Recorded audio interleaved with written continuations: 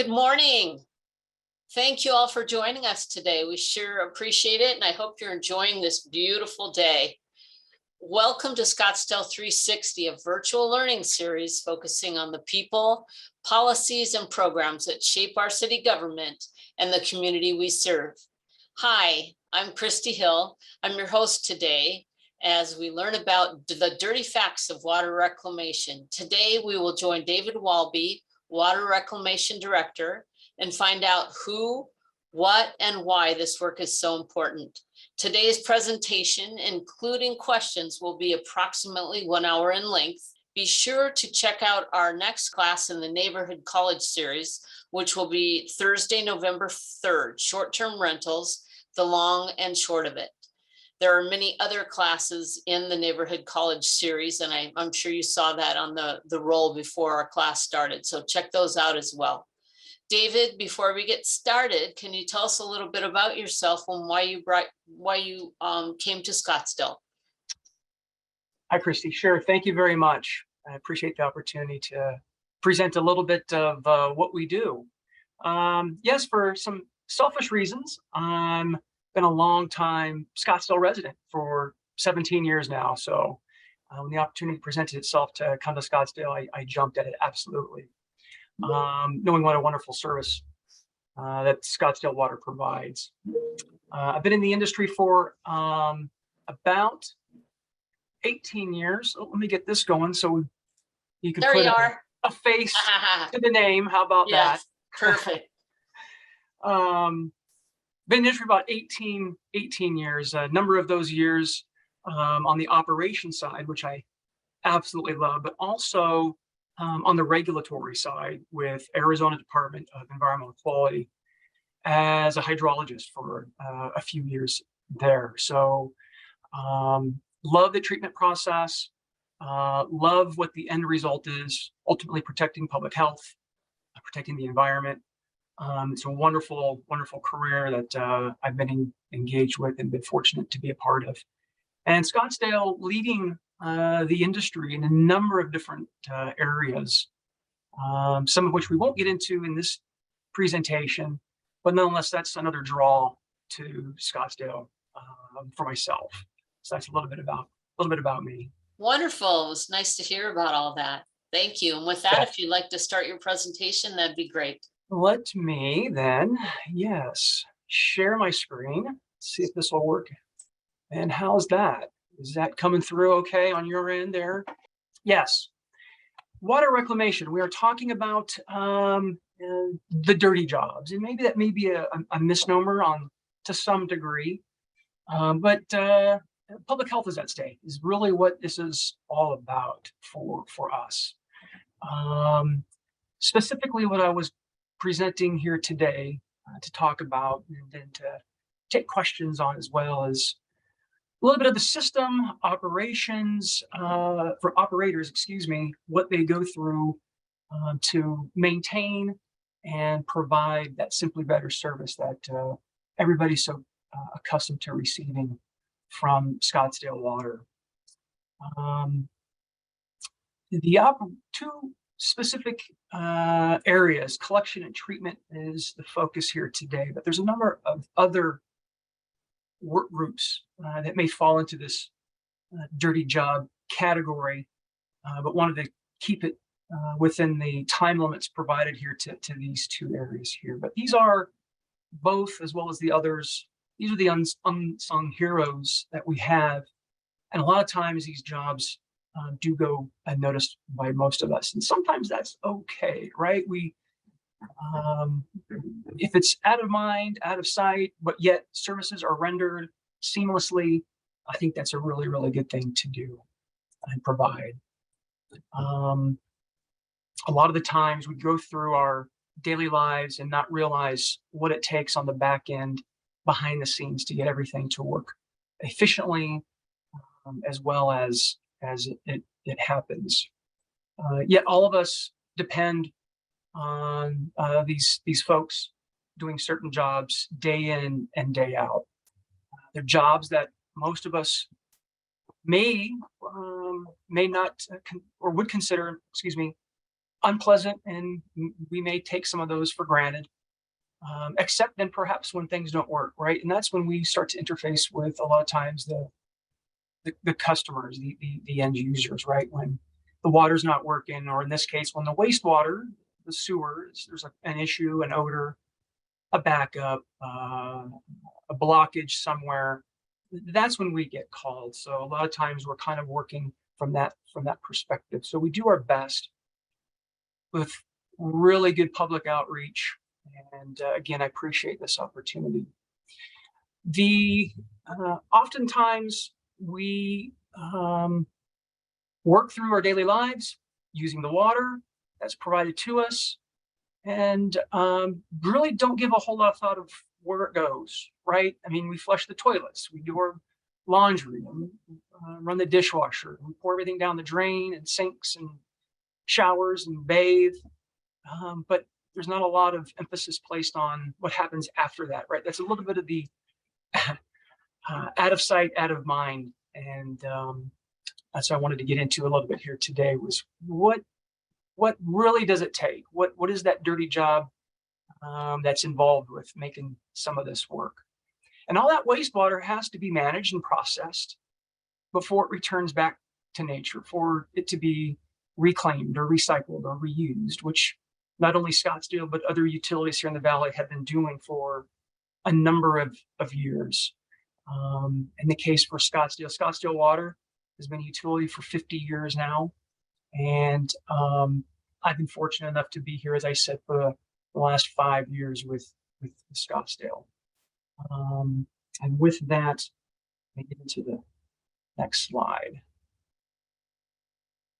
So what's the big deal with all this? Well, there are a few basic necessities for life: air, food, shelter, clothing, sleep, and yes, some may say water, I guess, as well. But I may be biased and say water is the most important of those, right? I mean, who needs air?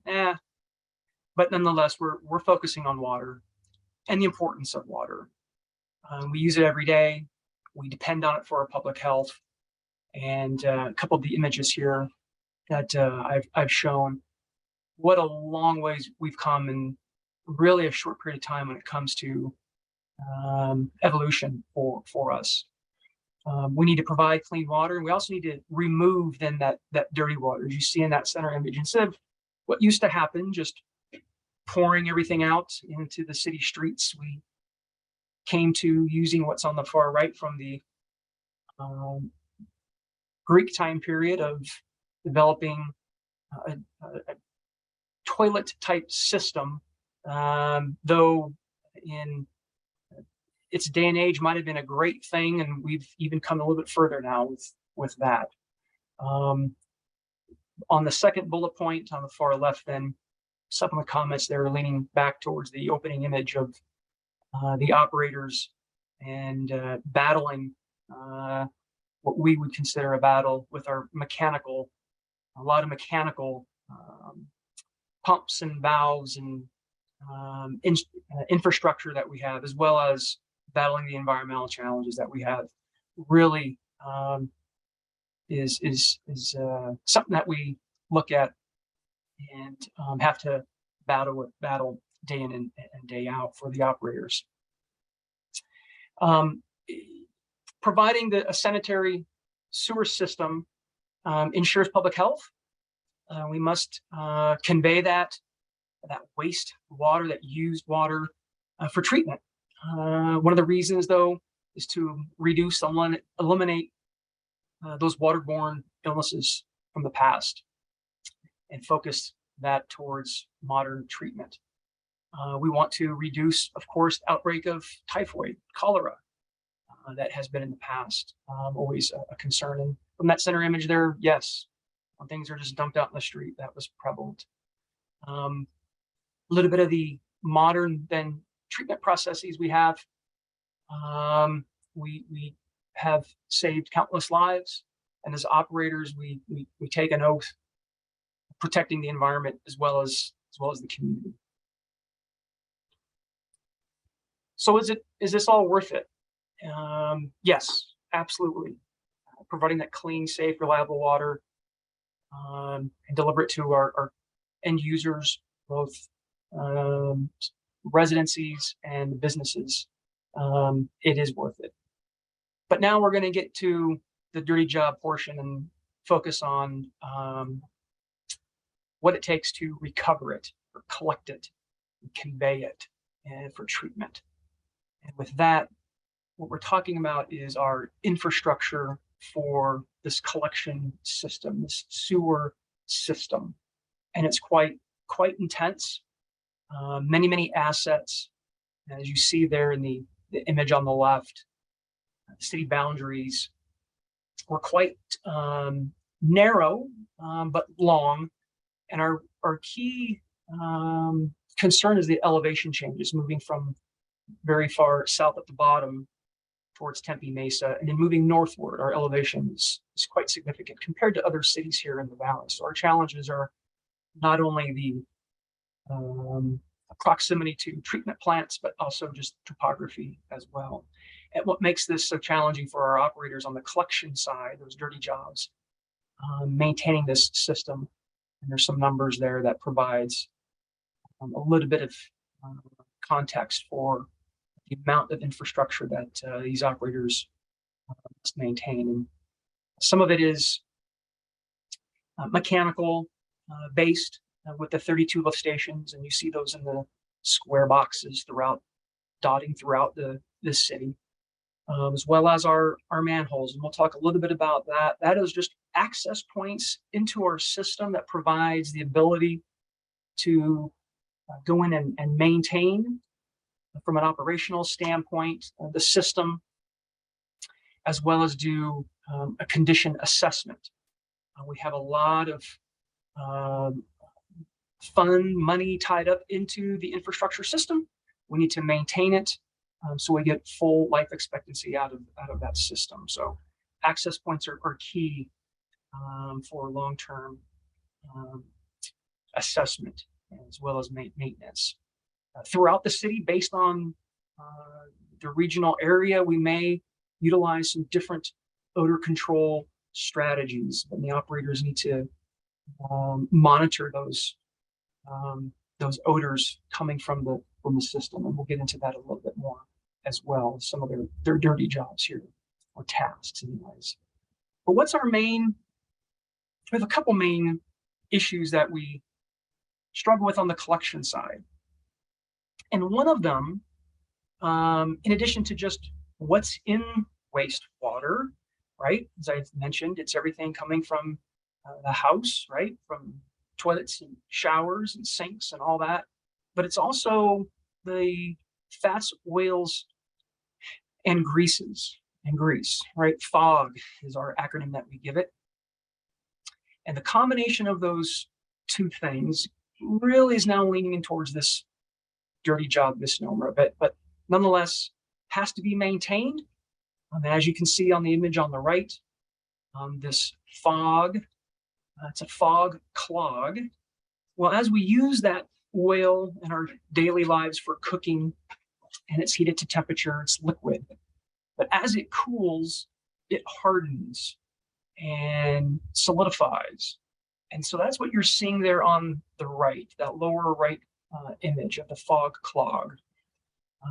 Fats, oils, and greases, as those temperatures decline in the sewer system from the stove, it turns into a hardened blockage. And so what you see on the pipe, that main sewer line pipe, is a restriction, a reduction in that pipe diameter. And so when the velocities slow down in that pipe due to the fog, and the volume of water decreases, we have what's called a blockage. And that blockage then backs that sewer water back up the main, and in this image shows up this sewer manhole. And that was what I was talking about earlier from an access point. And we could potentially have a sewage overflow. And so our operators need access to get into the system, albeit not with their actual bodies climbing down in there and doing it, but our equipment. This is all accessibility for our equipment, and I'll get into some of that here in a little bit. But nonetheless, with that sewage overflow onto, say, streets or wherever these gravity sewer manhole is, it could also potentially back all the way back up, as you see that service lateral is connected into a residence. And that is a potential there too, that if there's a blockage in the main line, that it could back up into a business as well as a residence. So our operators need to be out in the field and maintaining the system. So one of the keys for our operators, and here's a couple of images of our operators, not only having to maintain those sewer pipes, but also our infrastructure at many of those lift stations, the square identified locations throughout the map. And so there's pumps and valves and plumbing that they need to maintain. And so the image on the left is they're using some hand tools to making a repair there. Most equipment is outside, and with the environment that we're in, the plastic components may degrade over time through UV deterioration. And so there are repairs that need to be made. And so they do have to make those repairs, as well as then on the image on the right, utilizing advanced equipment with a local display. And that's what that operator is doing there. He's looking at a local display, an HMI, human to machine interface display, and gathering data. When the operators are out in the field, they're also doing rounds, meaning they're checking the sites, making sure there's no leaks, making sure the pumps are running efficiently.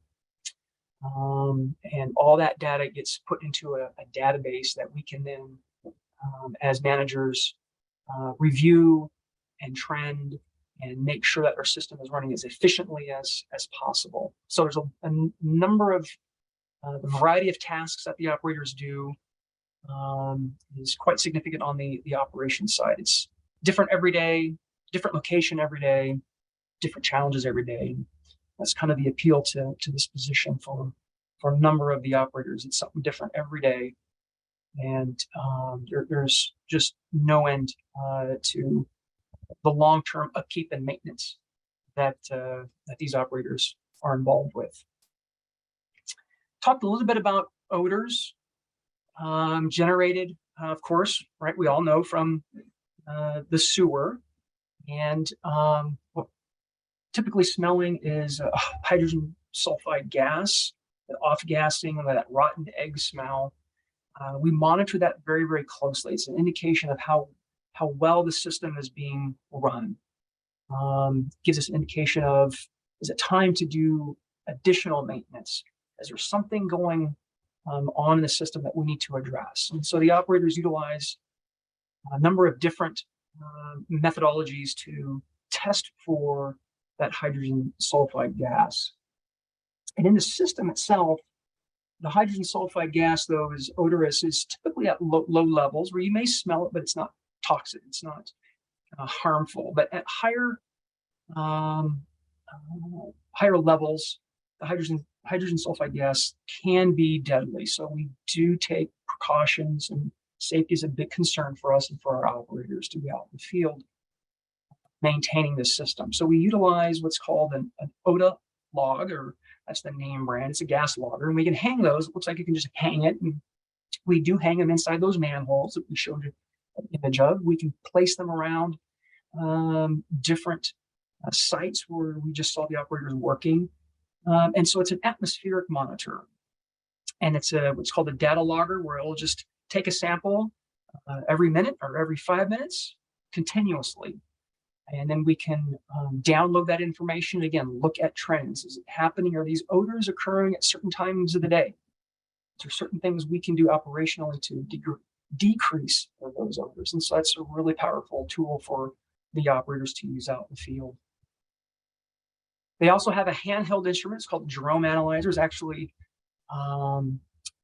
it's manufactured and it was invented here in Arizona a number of years ago, and it's a fantastic handheld tool.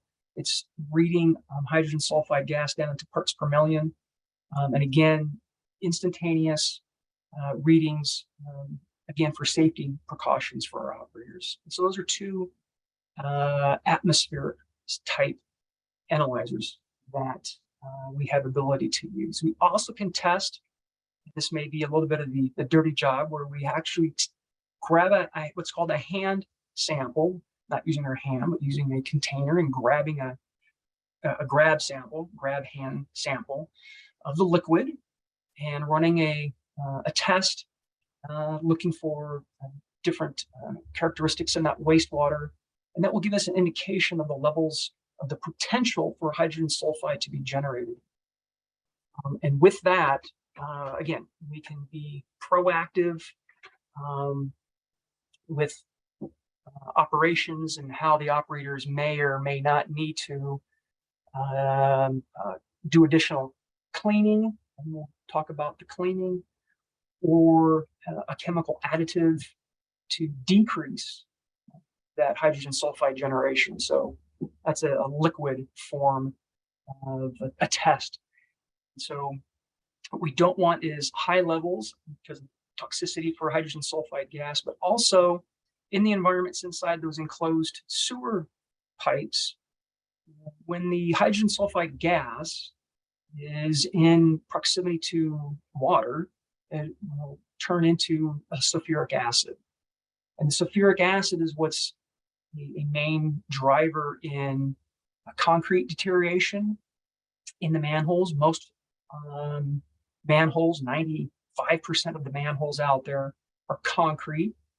There are a few now that we're starting to implement that use an epoxy type matrix, and so they're not quite as susceptible to the sulfuric acid, but the sulfuric acid will corrode the concrete, provide issues, provide problems with our other infrastructure. So it's key that we monitor this very closely. When we talk about cleaning, I just mentioned clean, clean. What does that mean? Cleaning a pipe. Well, we use what's called a combination hydro vacuum truck. And there's an image of our truck that we have within our city of Scottsdale. It has a powerful vacuum, as you see with this boom extended out. It's an 8-inch diameter pipe. And the demonstration here is showing the vacuum power. It's lifting a cast iron lid off of it's a demonstration. The lids and covers that we have, depending on their diameter, can weigh anywhere from 150 to 175 pounds. And so the vacuum has tremendous amount of power. And the reason why we need that is on the truck, on the left-hand side, you see additional vertical 8-inch tubes strapped to the side of the truck. And so we can connect these together, reaching down into manholes that are 20, 25 feet deep, and some of them are that deep, to vacuum out debris, that fog. Another main driver for us for potential blockages is just general asphalt and sand and debris that can get into the system. The system is not enclosed 100% because we do need access. And there is some cons with that, right? The negative side is we do see sand and grit getting in it as well. So we do have to vacuum that out. We want to maintain that space in the pipe for proper velocities and proper volume. So that's one way for the cleaning methods, right? To vacuum everything out. Well, right behind the operator laying on the ground there, you see a clay pipe with a hose being run into it. So that's demonstrating that we use on the front of this truck what's called a hose reel. So 1-inch diameter hose, and we run very, very high pressure through it, 3,500 PSI, 4,000 PSI, with a spray nozzle on the end of it. And we run that through the pipe, and essentially to jet that pipe. It's a water pick for the sewer system, essentially. We're dislodging everything that potentially is in that line, and we're drawing it back into a manhole where you see it would be vacuumed out. So that's the process in very simple terms there of cleaning. But we need to maintain certain pressures. We can't run the pressure too high, or it'll provide a negative vacuum on the upstream side, and all of a sudden you have would experience all the water in your toilets would be sucked out because of the vacuum, the negative vacuum pressure. We can't run that hose with not enough pressure, or we won't clean properly. So there's a fine line there of too much pressure and not enough pressure for that clean. But it's very, very effective. It does also eliminate the buildup of the anaerobic bacteria that generates that hydrogen sulfide gas. Thus, we eliminate that sulfuric acid. So cleaning is vital to what they do on a daily basis. And our system, one of the opening slides there, we have over 1,500 miles of sewer pipe. Our goal for the operations, these jobs, is to get out and clean a third of that system every year. So we target 500 miles cleaning every year. And that includes not only our truck that you see here, but we contract some of that work out so we can hit those target numbers and maintain a good, clean system. Another image of just what this hose reel looks like up close, as well as protective equipment, right? He's wearing steel-toed boots. He's got gloves on, a hard hat, and the noise from the truck and the compressor for the water is quite loud. So he's got hearing protection also. Safety is important for all of our operators out in the field, maintaining the system. And the hose reel, depending on how much we can clean from manhole to manhole, we can skip certain ones. They're a set distance apart. Typically, we have about 800 feet of hose reel on the trucks, but we can go much further depending on the characteristics of that particular system, the diameter of the pipe, the depth of the pipe, elevation changes within the pipe. So it's a great tool that we use, that the operators use at their disposal to maintain that collection system. What we don't want is that, right? We do not want our staff to have to go down into these access points for maintenance. This is what we're trying at all costs not do. And by no means would we have our staff go looking like that. No way. But I thought this was an interesting image, and there's a lot of them out there on the internet of what other countries do. And so we're fortunate enough to utilize great technology and have great staff to maintain that system.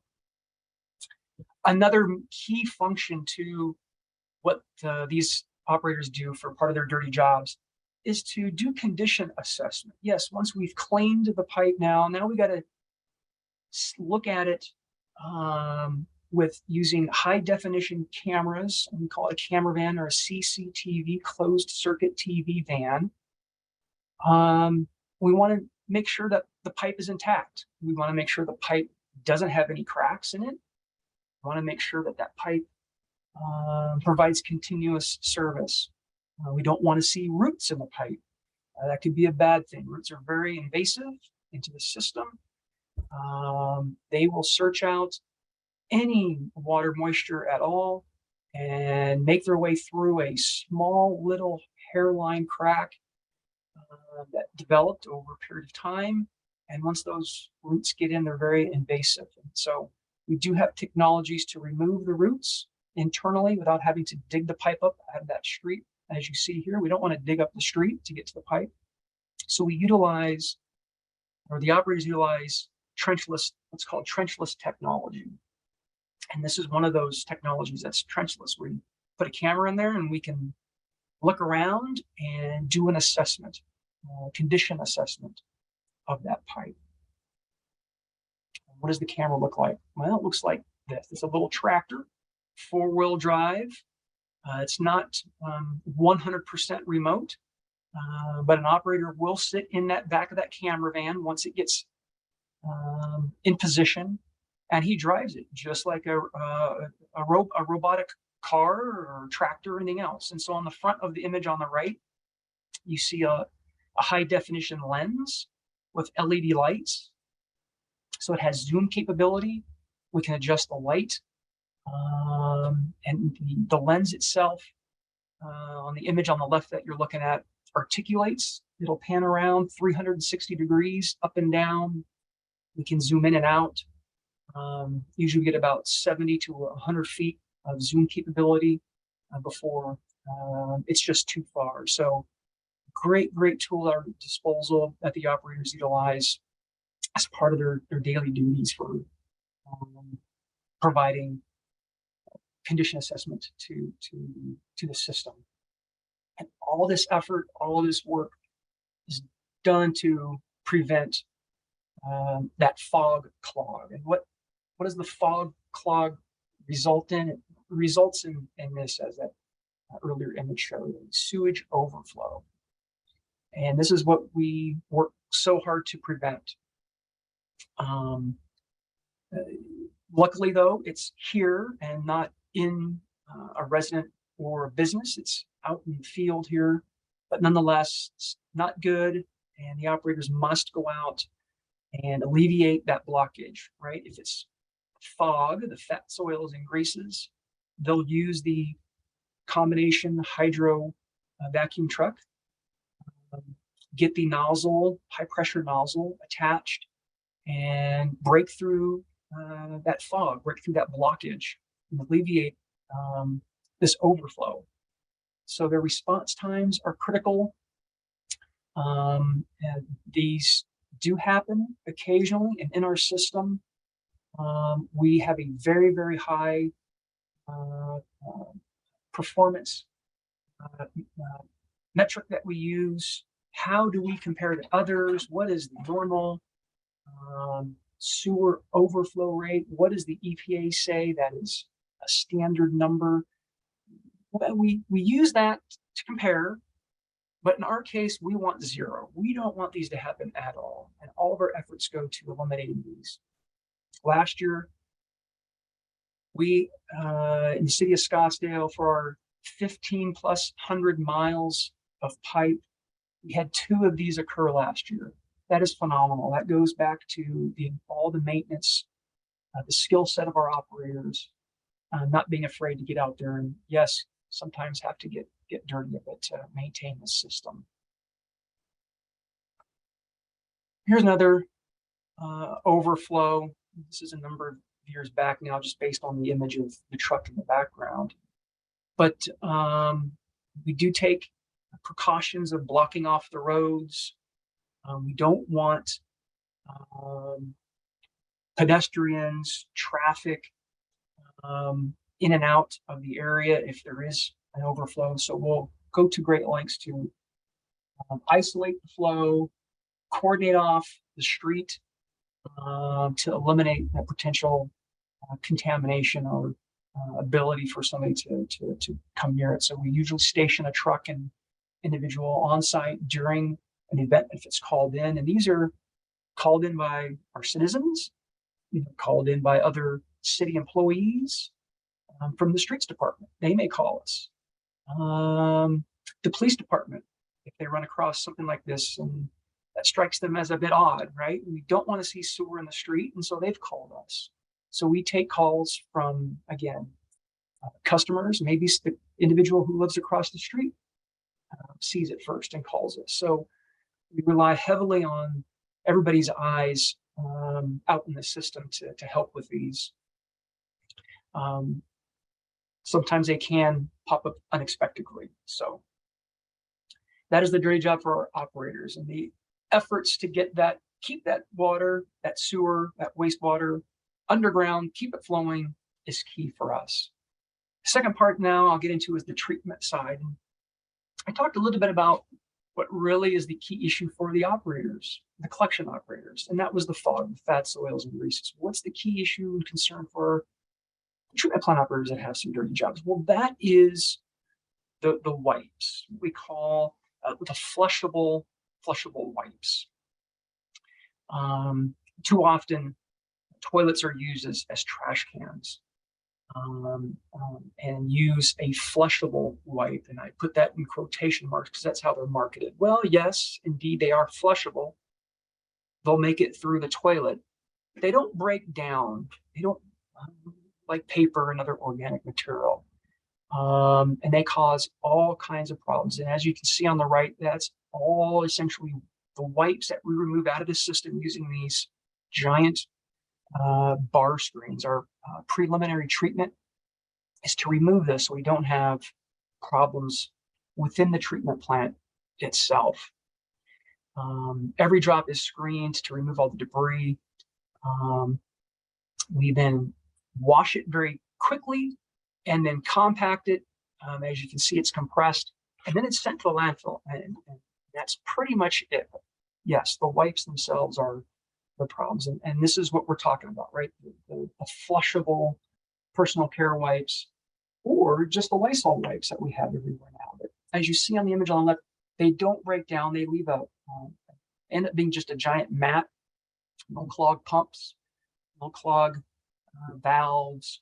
And so our nemesis on the treatment side is the rags and the wipes. And so for the operators constantly having to struggle with dealing with the wipes. So additional to removing it, it lends then to just daily operations of continuous maintenance. And this is a picture of our treatment plant. And this location is where that raw sewer now is coming into the plant. You see some discharge valve, piping, excuse me. That's the brown, large diameter pipe that's above ground. You have some railing there, some safety railing, and an open hatch. And so in that hatch, we've got level control. We have pumps down there. And so at times we have to get in there as operators to either break up the mat because there's so much of it.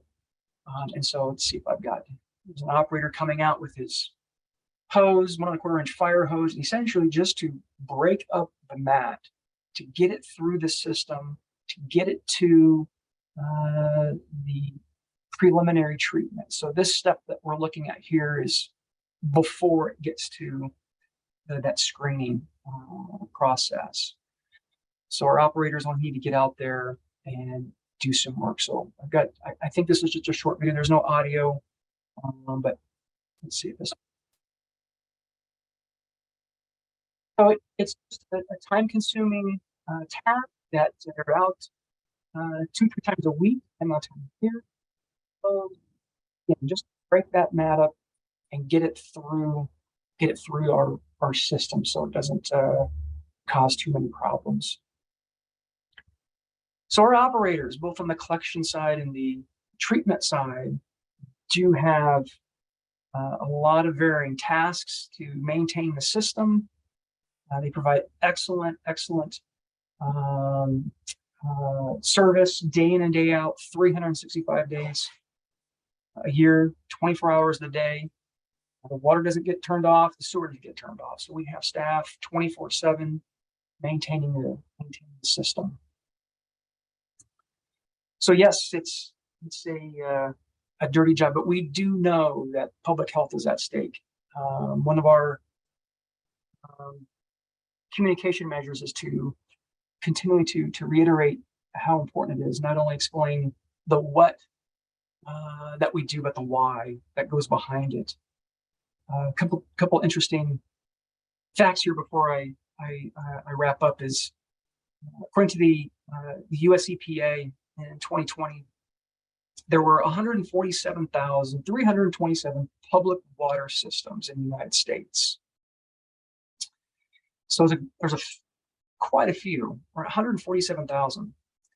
According to the Bureau of Labor Statistics, they've estimated there are 121,000 water and wastewater operators in the United States. And that was as of 2021. Level of knowledge and the degree of responsibility is tremendous. As a whole, the water and wastewater industry does an excellent job to provide sufficient training for all the operators. And again, these unsung heroes, a lot of times, don't get some of that recognition that they most desperately need and have worked quite hard for. Last statistic. This is again U.S. Bureau of Labor 2019, so a couple of years ago though. More than 60% of our water operators are older than 50 years old. That was interesting. And only 3% were younger than 30. So we do see this significant age gap affecting the water and the wastewater industry. It's no longer on that horizon that we've been talking about and planning for as managers, but it's here and now. It's starting to pick up speed. So we work very hard to work with career opportunities for the industry. I found it early on and was very blessed to just really enjoy everything about it, knowing that what we're doing is critical. It is a basic necessity for life, and I appreciate the opportunity again to present here today. Christy, with that, I'll conclude my formal presentation here and turn this back over to you. And it was a very interesting presentation, and it is amazing because using our reclaimed water is a vital part of water conservation here in Scottsdale. And yes. I know we often get questions about where do we use the reclaimed water, and we use it in our park system. Where else do we use it? Yes, absolutely. We do have some parks that do use that. Some of our sports complexes, the new Bell Road Sports Complex utilizes that reclaimed water. And so yes, both these positions, the collection and the treatment, lead into the reclamation side and the reuse. Yeah. So what they do up front really pays dividends on the back end with the reuse side. So in addition to the sports complex, the parks, the vast majority of that reclaimed water is utilized for golf course irrigation, turf irrigation. And so not only that, but the upcoming waste management open at the TPC that most people know about here in town. That is, they use our reclaimed water to water that event. So yes, it's key to both long-term sustainability and as a big economic driver for the city. Awesome, thank you. And with that, I thank you for your presentation and all of the great information. Thank you. Wonderful presentation, and thank you those out in the virtual world for attending. And we'll see you next time. Take care.